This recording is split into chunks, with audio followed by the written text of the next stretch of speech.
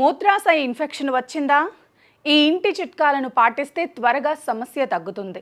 ఈ సమస్య ఉన్న వారికి తరచూ మూత్ర విసర్జన చేయాలనిపిస్తుంది. మూత్ర విసర్జన చేసే సమయంలో కొందరికి నొప్పి, మంట కూడా ఉంటాయి. ఈ సమస్య నుంచి బయటపడేందుకు హాట్ లేదా కోల్డ్ ప్యాక్లను పనిచేస్తాయి. ఈ ప్యాక్లను మూత్రాశయం ఉన్న చోట కనీసం 15 నుంచి 20 నిమిషాల పాటు కాపడంలా పెట్టుకోండి. దీంతో సమస్య నుంచి ఉపశమనం లభిస్తుంది. మూత్రాశయ ఇన్ఫెక్షన్ సమస్య ఉన్నవారు క్రాన్బెర్రీ పండ్లను తింటుండాలి లేదా ఈ పండ్లతో తయారు చేసిన జ్యూస్నైనా తాగుతుండాలి. మూత్రాశయ ఇన్ఫెక్షన్ను సహజ సిద్ధంగా తగ్గించేందుకు క్రాన్బెర్రీ పండ్ల జ్యూస్ ఎంతగానో ఉపయోగపడుతుంది.